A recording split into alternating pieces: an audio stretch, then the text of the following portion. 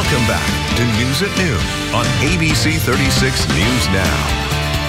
Hey friends, welcome back in. The Alzheimer's Association, they show the power of purple right in our community and on a national scale. The Alzheimer's Impact Movement has given people in our community a voice and a platform to share their story in an effort to pass legislation to benefit Kentuckians. That's right. And here to talk about the organization is committee member Shelby and committee member Jaidyn Hoover. Guys, thank you so much for coming in today.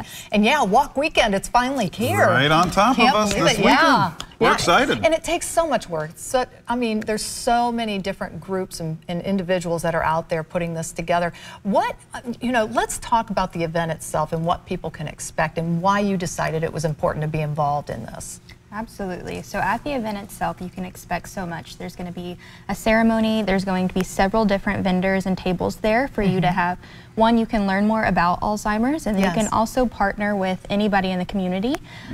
So we, for example, we're sponsoring a photo booth. So if you would like to come out, we would love to have you and just have you learn more about Alzheimer's, but also get involved in the community. Yes, absolutely. And you know, this is so important because a lot of folks are affected by Alzheimer's in one way or another, a grandparent, great-grandparent. Let's talk about caregivers too. It's so important to make sure we're supporting that community as well, because you might find yourself in a position where you're like, this is uncharted waters. I've never dealt with this before. I'm feeling alone. I'm feeling cut off. So how important is community to an event like this? It's super important. It's what allows the Alzheimer's Association to do all of the support groups that they do.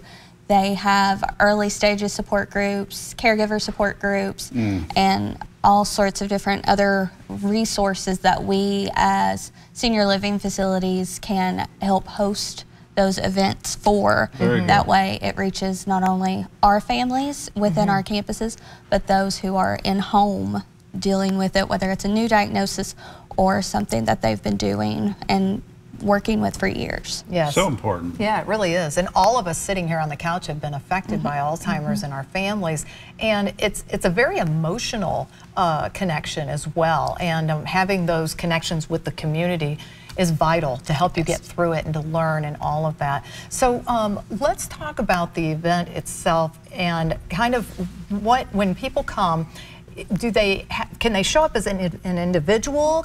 Or do they have to have a group? How does that work? Absolutely. You do not have to have a group to show up. You can show up as an individual to support.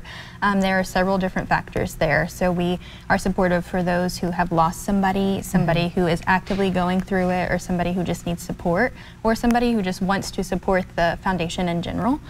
So you can come and you do not have to have a group.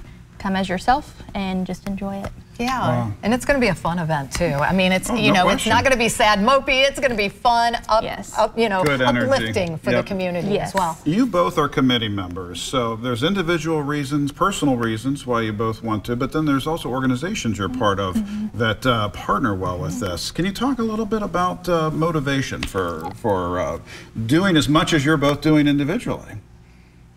So Trilogy Health Services is the company that we work for, and they're a long-term senior living community. The majority of our campuses in 5 states have a memory care unit.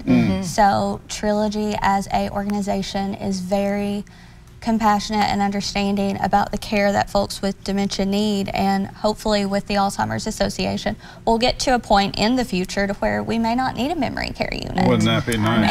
And with our memory care programs in place, we're able to offer a safe space for those with dementia when family can just no longer do it for various reasons, and that's okay. That's what we're there for. That's right. That's awesome. That's right. And so folks out there that want to get involved, how do they get a hold of the organization in order to maybe even participate in this walk, or maybe just make a donation if they can't attend the walk?